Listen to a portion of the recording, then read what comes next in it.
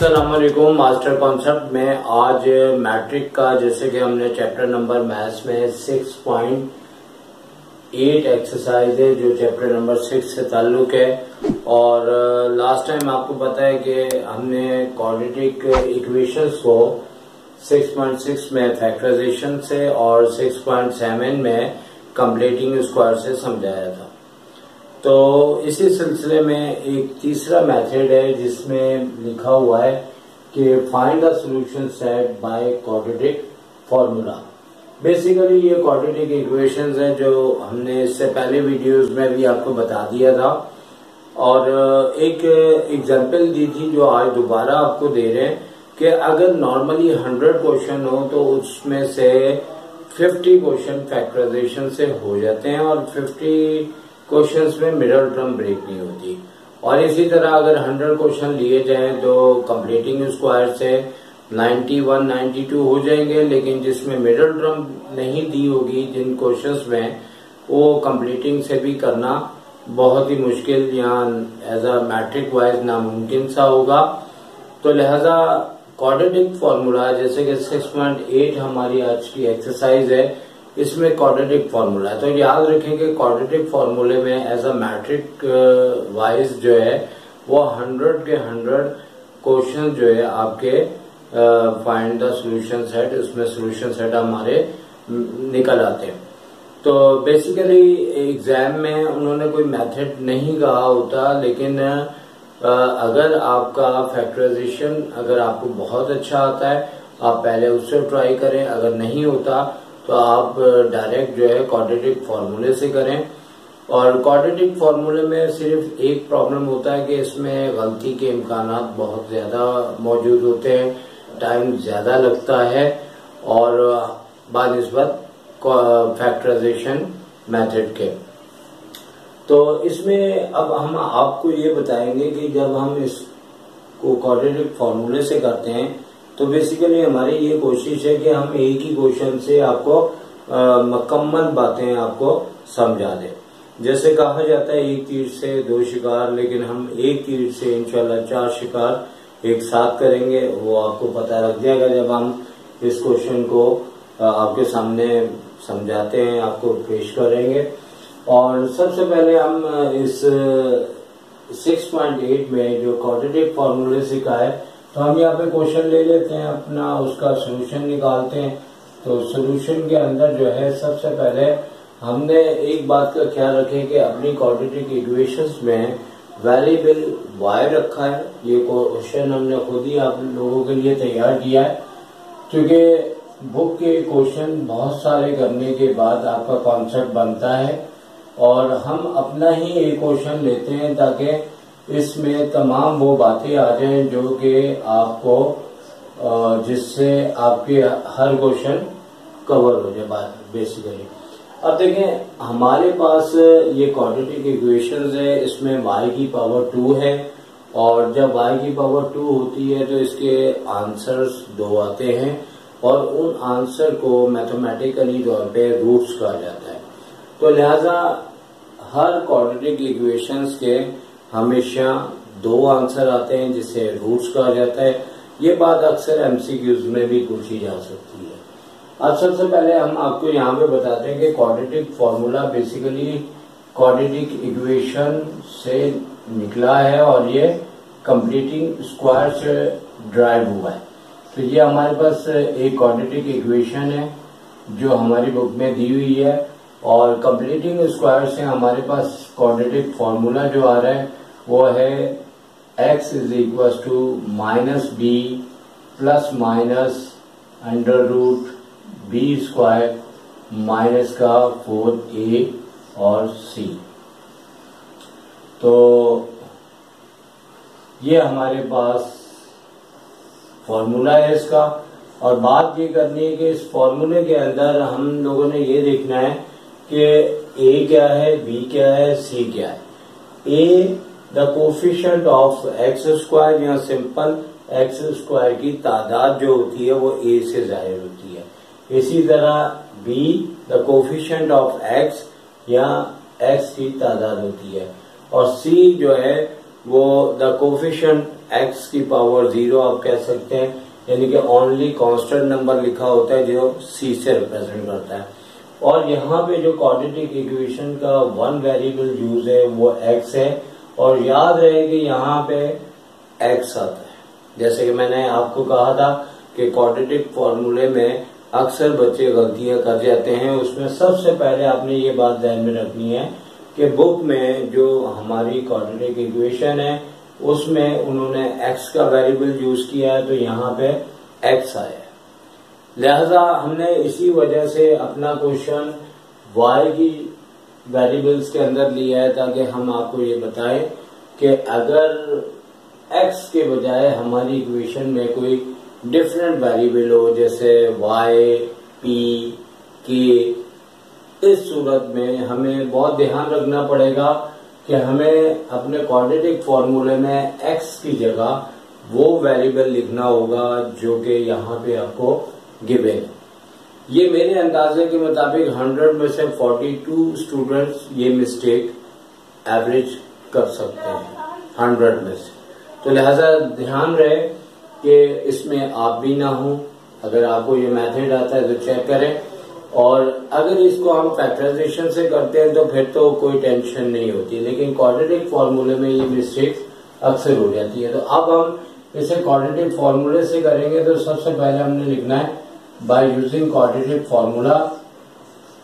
तो हमारे पास जो क्वाड्रेटिक फॉर्मूला है वो बेसिकली आपको जहन के अंदर रखना है याद, और एग्जाम में आपको पेपर में नहीं दिया होता, बल्कि आपने ये क्वाड्रेटिक फॉर्मूला जो है अपने जहन में याद करके जाना है, और पक्का बिल्कुल, ताकि किसी किस्म का कोई इसमें आपको प्रॉब्लम ना हो।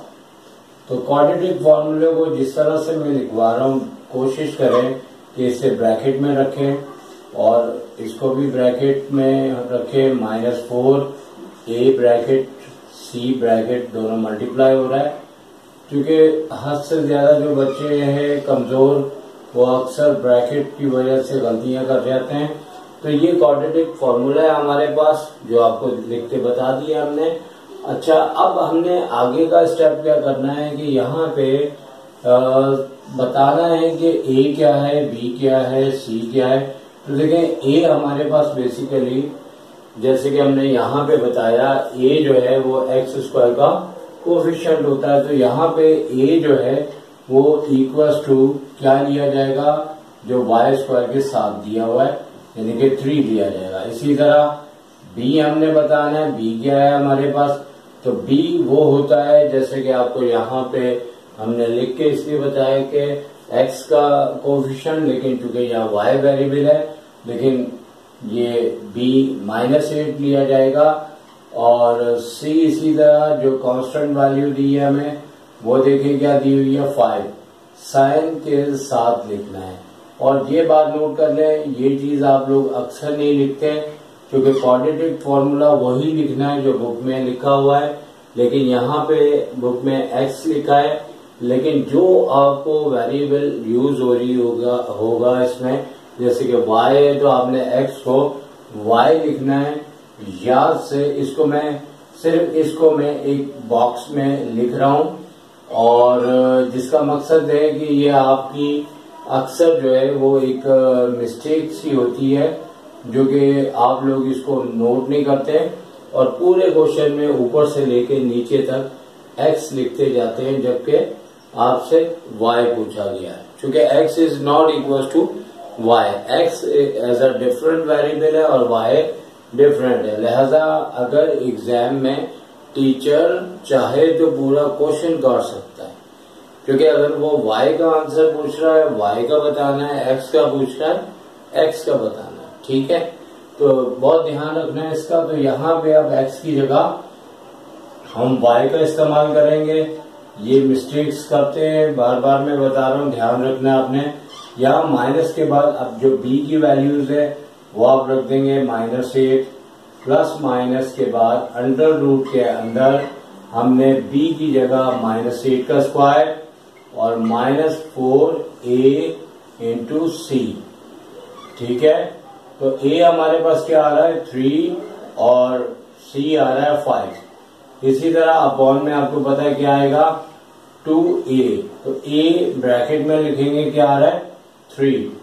तो इसके बाद हमारे पास y के दो आंसर आएंगे और माइनस माइनस प्लस का 8 हो गया और प्लस माइनस रूट के अंदर जरा देखें कि क्या नंबर हमारे पास आ रहा है। -8 का स्क्वायर आपको पता है कि जब इवन पावर होती है तो माइनस प्लस हो जाता है और 8 का स्क्वायर 64 हो जाएगा। इसी तरह इन तीनों नंबर्स को मल्टीप्लाई करेंगे तो माइनस का 60 बनेगा और इस तरीके से आगे चलते हुए नीचे के नंबर्स को 3 को 2 से मल्टीप्लाई करना 6 हो जाएगा। अब आप ये देखें कि 8 प्लस माइनस रूट के अंदर 4 आ रहा है और अपॉन में क्या है 6। तो जैसे कि मैंने कहा था कि एक बात है कि एक तीर से 2 शिकार और मैंने कहा था एक तीर से हम 4 शिकार करेंगे।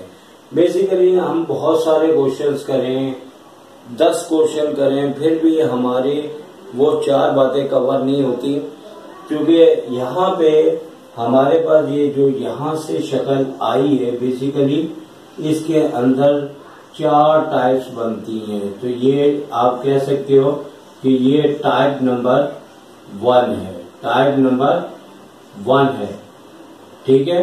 और तमाम बच्चे ये नोट करेंगे एग्जाम के अंदर ऐसा नहीं लिखना टाइप नंबर 1 है। ये मैंने आपको वो पोजीशन बताई है कि यहाँ पे 4 मुख्तलिफ बातें आएंगी और टाइम बचाते हुए एक ही क्वेश्चन के जरिए सारे क्वाड्रेटिक के जो क्वेश्चंस हैं वो आपको हम एक्सप्लेन करेंगे। अभी जो हमारा नॉर्मली क्वेश्चन ऊपर से चल रहा है वो टाइप नंबर 1 कहलाया जा सकता है। तो यहाँ पे टाइप नंबर 1 में क्या होगा कि रूट के अंदर जो नंबर है वो आप देखें कि उसका लाजमी रूट से बाहर निकलने की सलाहियत होगी। जैसे 1 है तो रूट से निकल के 1 आ जाएगा, 4 है तो 2 आ जाएगा, 9 है तो 3 आ जाएगा, 16 है तो 4 बन के ये रूट से बाहर आ जाएगा। तो इसे हम टाइप नंबर 1 कह रहे हैं। इसको हम मुकम्मल करेंगे, फिर अपनी टाइप 2 बताएंगे, 3 बताएंगे, 4 बताएंगे। तो अभी ये रूट से बाहर निकल रहा 2 आएगा। तो आप इसे फटाफट देख लेते हैं कि एक बार इसे प्लस में सॉल्व करना है आपने कि y 8 प्लस का 2/6 यानी कि 10/6 डिवाइड करने के बाद हमारे पास आंसर आ जाएगा 5/3। इसी तरह इफ करके हम सेकंड आंसर भी निकालेंगे जो कि क्या लिखा हुआ है 8 माइनस 2/6 और 8 में से अगर हम 2 लेस करें तो 6 आता है और 6 को 6 से डिवाइड करें तो 1 आता है। इस तरीके से हमारे दोनों आंसर आ चुके हैं। आंसर्स नोट करेंगे जिसे हम सॉल्यूशन सेट कहेंगे और इसको हम सिंगल ब्रैकेट में आंसर्स को लिखते हैं। तो हमारे पास कोई भी आंसर हम पहले लिख सकते हैं, कोई भी हम आंसर बाद में लिख सकते हैं। जैसे फॉर एग्जांपल पहले ये आया था, अगर आप पहले ये भी लिखना चाहें तो कोई हर्ज नहीं है, लेकिन याद रहे कि हमें दोनों आंसर लिखने, कोई भी पहले कोई भी बाद में लिखा जा सकता है, कोई इसमें परेशानी की बात नहीं है, ये सब सही है। और दूसरी बात ये रही कि हमारे चूंकि क्वाड्रेटिक के 2 आंसर आते हैं और ये दोनों आंसर आ चुके हैं और यहाँ से हमने इसे टाइप नंबर 1 का नाम दिया हुआ है। और ये याद रहे कि अगर हम टाइप नंबर 2 को करते हैं तो जरूरी नहीं है हम कोई एक नया क्वेश्चन लें, आपको बता रहे हैं और गौर से सुने कि जितने भी 4 टाइप्स के क्वेश्चन हैं वो यहाँ से आके इस जगह उनके अंदर तब्दीली आती है। तो हमारा मास्टर कॉन्सेप्ट में मकसद होता है कि हम एक ही अपना एक ऐसा क्वेश्चन आपको करवाएं जिसमें आपके सारे कॉन्सेप्ट क्लियर हो जाए और हर क्वेश्चन आपका सिंप्लीफाई हो जाए। तो ये टाइप नंबर 1 है। अब हम आपको टाइप नंबर 2 इसमें एक्सप्लेन करेंगे कि क्या बात ऐसी हो कि आप टाइप नंबर 2 को जज करें और किस तरह से करना होगा। तो यहाँ पे हम लिख लेते हैं टाइप नंबर 2। तो टाइप नंबर 2 में क्या बात होगी वो आपके सामने लेके आते हैं। ये टाइप नंबर 2 है। तो टाइप नंबर 2 के अंदर हम अपनी तरफ से वो बात ले लेते हैं जो कि आपको समझाते हुए हमें आसानी हो कि हमें किस तरह की चीज से वास्ता पड़ेगा। अब फॉर एग्जाम्पल अगर यहाँ पे हम चलो 8 ले लेते हैं दोबारा और यहाँ पे हम इधर 24 लिखते हैं। तो सबसे पहले तो ये है कि क्या तब्दीली आ रही है, क्या फर्क आ रहा है, उसको नोट करना है कि भाई टाइप नंबर 1 में जैसे कि कहा रूट के अंदर सारे नंबर ऐसे आएंगे जो रूट से बाहर निकल सकते हैं, जो बाद में कर चुका हूं। लेकिन टाइप नंबर 2 के अंदर क्या प्रॉब्लम होगा कि रूट के अंदर जो है वो आपका 24 नंबर है और 24 रूट से पूरा का पूरा बाहर नहीं आता। तो इसके लिए आपने क्या करना है कि साइड पे रबर बनाना है और बनाने के बाद इसके आपने करने हैं फैक्टर। जैसे 2 से 12 हो गया, 2 से 6 हो गया, 2 से 3, फिर यहाँ पे 3 आ जाएगा, 1 भी आ जाता है।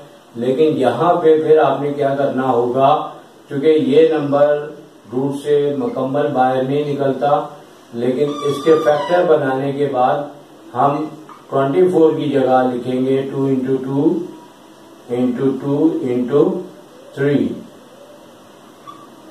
ठीक है। तो ये जो हमने साइड पे किया हुआ है हम इसको थोड़ा सा आप लोग कंफ्यूज ना हो या थोड़ा नीचे करके लिखते हैं ताकि वो रबर जो साइड पे हमने किया वो हमें अलग से नजर आए। ये हमारा साइड पे रबर होगा जो आपको करना पड़ेगा। और यहाँ पे हम लिख लेते हैं जैसे कि पहले 3 साथ मिक्स हो रहा था। रियल लाइफ में इस तरह के मसले आते रहते हैं, तो जरा देख के करना है। तो यहाँ पे 2 है, फिर 2 आ रहा है, फिर 2 आ रहा है और फिर 3 आ रहा है। अपॉन में क्या लिखा हुआ है 6। अब होता ये कि ये पूरा नंबर तो रूट से बाहर नहीं आ रहा, लेकिन जो इसका इंडेक्स 2 है तो 2 नंबर का पेयर बन के, यानी कि यहाँ अगर कुछ ना लिखा हो तो ये इंडेक्स कहलाता है। तो स्क्वायर रूट में ये कहा जाता है 2 एक जैसे हों तो एक उसे बना के बाहर ले जाओ। तो यहाँ पे हम क्या करेंगे कि 2 बाहर आ गया और 3 टू द 6 रूट के अंदर रहेगा। अच्छा, अब यहाँ पे क्योंकि हमने ये क्वेश्चन खुद बनाया आपके लिए और अपने एक्सपीरियंस को इस तरह से पेश किया कि हमने हर बार डालनी थी, क्योंकि वो क्या बात डालनी थी कि अगर यहाँ से 2 बाहर आया है तो हमें अब ये भी देखना पड़ेगा कि ये इससे आगे चलेगा कि नहीं चलेगा, कैसे पता लगेगा चलेगा। अब इन दोनों में से कॉमन आने के बाद अगर नीचे वाले नंबर से कैंसिल हो रहा है तो हम आगे भी चलाएंगे। अब फॉर एग्जाम्पल यहाँ 8 होता या 3 होता तो फिर ये आगे नहीं चलता और ये आंसर हो जाता। लेकिन क्योंकि अभी इसमें से कॉमन भी आ रहा है और नीचे वाले से कैंसिल भी हो रहा है, तो याद रहे कि इस तरह की टाइप्स होती है तो बच्चों की गलती के इम्कान बढ़ जाते हैं। कुछ यहाँ छोड़ देते हैं, कुछ गलतियां कर डालते हैं, जबकि इसके अंदर कोई ऐसा टाइप 1 में प्रॉब्लम नहीं होता। तो अब आपने करना क्या है कि यहाँ से 2 कॉमन आ रहा है, कॉमन ले लेना है और यहाँ 4 प्लस माइनस अंडर रूट 6 है और नीचे क्या लिखा हुआ है 6। तो मुझे ये बड़ा अच्छा लगता है कि अगर ये 2 कैंसिल हो रहा होता है ना तो हम जैसे देखें भाई ये कटिंग होगी तो हम 6 को लिख दें 2 इंटू 3। तो फायदा क्या है कि 2 से पूरा 2 कट कर देंगे तो हमें वो 6 कार्ड के ऊपर 2 लिखने की कोई जरूरत नहीं होगी। तो हम डायरेक्ट 2 से 2 कट कर देंगे और इस तरीके से हमारे पास जो इसका आंसर आया, अब वो आया 4 plus minus under root 6 upon 3। और याद है कि जब हम इसे सोल्यूशन सेट में लिखेंगे तो सिंगल ब्रैकेट का इस्तेमाल होगा और हम चाहें तो एक साथ इसे लिख सकते हैं, चाहें तो अलग अलग करके लिख सकते हैं। दोनों बातें हमारे लिए सही हैं और कोई मसला नहीं है इसमें। आप अलग अलग भी लिख सकते हैं, आप एक साथ भी लिख सकते हैं, दोनों बातें करेक्ट हैं। और बुक के पीछे कभी आंसर यूं लिखा होता है, कभी यूं लिखा होता है, तो हमने दोनों लिख दिए हैं ताकि आपको इस टाइप में कोई प्रॉब्लम ना हो। लेकिन यहाँ पे मैं आपको एक पते की बात बता रहा हूँ, जैसे कि मैंने कहा था कि अगर हम 100 क्वेश्चन लें तो 50 क्वेश्चन फैक्टराइजेशन से नहीं हो पाते और क्वाड्रेटिक फॉर्मूले से तमाम क्वेश्चन हो जाते हैं। तो यहाँ पे मैं एक बात बताऊं कि वो बच्चे जो डायरेक्ट क्वाड्रेटिक फॉर्मूले से करेंगे उनको कम से कम ये बात पता होनी चाहिए कि अगर हम क्वाड्रेटिक फॉर्मूले से कर रहे हैं और हमारा आंसर जो है वो इस तरह रूट्स के अंदर आ रहा है, इस तरह रूट के अंदर, स्क्वायर रूट के अंदर, तो इसके मीनिंग है कि ये फैक्टराइजेशन से नहीं हो सकता था। लेकिन अगर इसके आंसर रूट के बगैर आते हैं तो आप क्वाड्रेटिक से फॉर्मूले से मालूम कर सकते हैं कि ये मिडिल टर्म ब्रेकिंग से भी हो सकता था, यानी कि फैक्टराइजेशन से। और रूट का आने का मतलब है कि ये क्वेश्चन आपका फैक्टराइजेशन से होना नामुमकिन था। लिहाजा ये नॉलेज भी आप ध्यान में रखें कि क्वाड्रेटिक फॉर्मूले से अगर हमारे वाइवा हो मैथ्स में तो वो आपसे ये पूछ सकते हैं कि भाई अगर हमारा सोल्यूशन सेट ये है तो बताओ कि वो क्वेश्चन फैक्टराइजेशन से हो सकता था कि नहीं हो सकता था। तो बच्चे तो कहेंगे ये पता नहीं कौन सी बात पूछ रहे हैं, लेकिन हमने आपको बताया कि क्वाड्रेटिक से करो, आंसर रूट में आए या डायरेक्ट आंसर आपको दिख रहा हो कि ये रूट में है तो आप समझ जाओगे वो क्वेश्चन फैक्टराइजेशन से नहीं होगा, वो होगा क्वाड्रेटिक फॉर्मूले से या फिर कंप्लीटिंग स्क्वायर से। तो ये हमारी टाइप नंबर 2 थी और थोड़ी सी इसमें डिटेल थी। और अब आ जाते हैं हम टाइप नंबर 3 पे। तो टाइप नंबर 3 के अंदर जो है बेसिकली हमारे पास क्या होगा वो आपके सामने अभी बात आ जाती है। तो यहाँ पे हमारे पास y 8 प्लस माइनस √7 अपॉन 6। तो टाइप नंबर 3 के अंदर बेसिकली क्या होगा कि हमारे पास क्वेश्चन इस टाइप का होगा कि रूट के अंदर जो नंबर है वो ऑलरेडी फैक्टर भी नहीं करने पड़ेंगे, डायरेक्ट हमें पता लग जाएगा कि यही इसका आंसर है। तो फॉर एग्जाम्पल जैसे कि अगर हम इस बात को करें तो यहाँ पे देखिए रूट से बाहर निकल आया, यहाँ से कुछ बाहर आया कुछ अंदर, यहाँ पे कुछ भी बाहर नहीं आएगा क्योंकि आपको पता है 7 1 क्या होता है 7। तो दो नंबर्स का पेयर नहीं बनता। मतलब फॉर एग्जाम्पल ऐसे नंबर हो जो प्राइम नंबर हो या फिर इस तरह के नंबर्स हो जिनके बेसिस जो है वो सेम ना आ सके, जैसे 2 टाइम 2 आना, 2 टाइम 3 आना, 2 टाइम 4 5 आना। अगर ऐसा मुमकिन नहीं है तो आपका आंसर डायरेक्ट ये कहलाएगा और आप इसे सॉल्यूशन सेट लिख देंगे कि सॉल्यूशन सेट आपके पास क्या आ रहा है, आपके पास सॉल्यूशन सेट आ रहा है 8 प्लस माइनस √7 अपॉन 6। तो ये आपका सॉल्यूशन सेट। अच्छा, आप इस तरह के भी ब्रैकेट में लिख सकते हैं, करली में भी और स्मॉल में भी। तो बहरहाल जैसे कि मैंने यहाँ स्मॉल में लिखा, लेकिन अगर आप कंफ्यूज होते हैं तो आप इसे बेशक स्मॉल में लिख लें या जो आपकी बुक का मिजाज है उसके मुताबिक लिख लें, क्योंकि ये दोनों में ही लिखा जा सकता है। ज्यादा बेहतर वैसे स्मॉल ब्रैकेट ही होते हैं, ठीक है ना, क्योंकि जब 2 वेरिएबल्स की इक्वेशन होती है जैसे ग्राफ में थी वो डबल ब्रैकेट में आती हैं, उसके लिए ब्रैकेट 2 ब्रैकेट यूज होते हैं, करली और स्मॉल। वो इसको आइडेंटिफाई करता है। जब आपकी साइमल्टेनियस इक्वेशन हो विद रिस्पेक्ट टू 2 वेरिएबल्स तो उस सूरत में आप डबल ब्रैकेट यूज करते हैं या सिंगल करते हैं। अब आ जाते हैं टाइप नंबर 4 के ऊपर। तो टाइप नंबर 4 जो है वो बिल्कुल ही सिंपल है और टाइप नंबर 4 के अंदर किस तरह आपके पास सिचुएशन आएगी, क्या आपको सामना करना पड़ेगा, वो आप नोट कर लीजिए।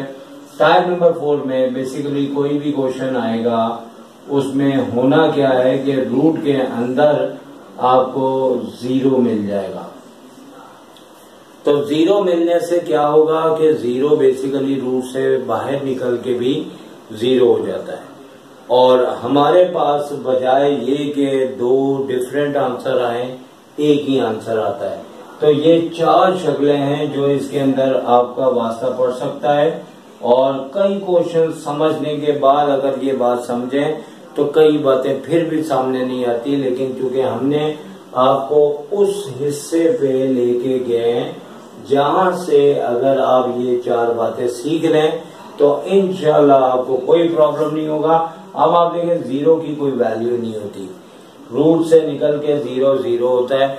वैसे 0 को मैथमेटिकली तौर पे मैं कहता हूं एटम बम। वो क्यों कि 0 से कोई भी चीज मल्टीप्लाई हो 0 हो जाती है, और रूट के अंदर 0 हो तो वो रूट को ही उड़ा देता है पूरा और वो 0 हो जाता है। तो बेसिकली अगर मैथमेटिकली तौर पे आपसे मैं बात करूं, वैसे ये पॉपुलर बात नहीं है, लेकिन मैं कहूं तो 0 मैथ्स में बिल्कुल एटम बम की तरह है। क्योंकि आप देखें 8 इंटू 0 0, x इंटू 0 वो भी 0 हो जाता है। तो 0 सबको 0 कर देता है, ठीक है। तो बेसिकली दहशत की अलामत है 0, ठीक है। और इसी तरह 1 जो है वो यूनिटी को शो करता है, और इसकी मैंने मिसालें पहले भी आपको दी हैं मुख्तलिफ वीडियोस के अंदर। अब फर्ज करें एक घर में किसी ने रहना है और एक 1 है, दूसरा 6 है, तो 6 इंटू 1 क्या आएगा 6। तो उस घर में कौन रहा 6, 1 क्यों नहीं रहा, उसमें यूनिटी थी। उसने कहा भाई तुम आ जाओ मैं चले जाता हूँ। इसी तरह 8 1 जा 8, 8 आ गया, x 1 जा x, x आ गया, 1 1 जा 1, दोनों में यूनिटी है, मिलके रह रहे हैं, समझ आ रही बात। लेकिन यूनिटी के अगर मतलब 0 से मल्टीप्लाई करें तो यूनिटी भी नहीं चलती, क्योंकि 1 इंटू 0 0। इसी तरह अगर हम ये मिसाल लें कि 2 को 3 से मल्टीप्लाई करें तो ना तो 2 में यूनिटी है ना 3 में यूनिटी है। अगर एक घर में रहना है, मिसाल समझने वाली है, तो 2 3 जा 6, तो भाई इस घर में ना 2 रहा ना 3 रहा, बल्कि क्या रहा 6 रहा, तो यूनिटी नजर ही नहीं आई। तो ये हमने आपको मैथमेटिकली तौर पे 1 को कहा यूनिटी और 0 को कहा एटम बम, ठीक है। और ये खतरनाक होता है। तो बहरहाल दुनिया के अंदर भी हमारा ये मैथ्स प्रूव होता है कि इन जैसे नंबरों का दुनिया के अंदर भी मिसालें पाई जाती हैं। तो लिहाजा अब ये 0 है तो हमारे पास क्या हो जाएगा, ये टर्म नहीं लिखी जाएगी, तो 8/6 करेंगे तो कैंसिल करने के बाद 4/3 हमारा आंसर आ जाएगा। और इसके 2 आंसर नहीं आए, एक ही आया, लेकिन इसके बारे में हम आपसे बात करेंगे कि एक आंसर नहीं है, ये बुनियादी तौर पे 2 आंसर है। याद रखें कि अगर अच्छा तरीके से आपने लिखना है तो आप एक नहीं 2 बार आंसर लिखें। बेसिकली हर क्वाड्रेटिक इक्वेशन के आंसर हमेशा हमेशा 2 होते हैं। अगर इस तरीके से एक आंसर आ रहा है तो उसके पीछे वजह क्या है कि हमारे रूट के अंदर जब 0 होता है तो 2 ही आंसर होते हैं, लेकिन दोनों इक्वल रूट्स होते हैं, एक जैसे। मैथमेटिकली तौर पे जो हमारे आंसर्स आते हैं इन्हें रूट्स कहा जाता है। तो हमारे पास जब रूट के अंदर 0 होता है तो उसका मतलब होता है दोनों आंसर सेम है, और जब सेम होते हैं तो क्वाड्रेटिक फॉर्मूला आंसर एक शो करता है, लेकिन होते वो 2 हैं। अब जैसे अच्छे नोट्स होते हैं, अगर एग्जाम के अंदर आप एक आंसर आए और लोग एक ही लिखेंगे, लेकिन क्या है कि डबल आंसर लिखने वाले बच्चे नहीं होंगे। लेकिन अगर आप अच्छा बनना चाहते हैं तो ऊपर एक लाइन लिख दीजिएगा, 2 roots of the all quadratic equations, then solution set is, 2 बार आंसर आप लिख दीजिएगा। इससे आपका जैसे नोट्स अच्छे होते हैं, मैथमेटिकली सॉल्यूशन सेट भी बहुत अच्छा हो जाएगा। और चारों बातें आपके सामने आ गई। टाइप नंबर 1 आ गई, यहाँ ये पूरा क्वेश्चन टाइप नंबर 1 के मुताबिक था, जो आपको हमने ऊपर से समझाया पूरा टाइप नंबर 1 के मुताबिक था, ठीक है ना। ये हमने यहाँ पे आपको टाइप मेंशन की के यहाँ पे रूट के अंदर ऐसा नंबर आ जाएगा जो रूट से बाहर निकल आ जाएगा। ये टाइप नंबर आपकी 2 है जो यहाँ पे हमने मेंशन की है। और इसके अंदर क्या है कि रूट के अंदर से कुछ बाहर आएगा, कुछ अंदर रहेगा। और देख सकते हैं पूरा किस तरीके से हमने इसको सॉल्व करना है, हमने पहले भी बताया, अभी भी आप देख लें। इसी तरह टाइप नंबर जो 4 है यहाँ पे हमने मेंशन की हुई है।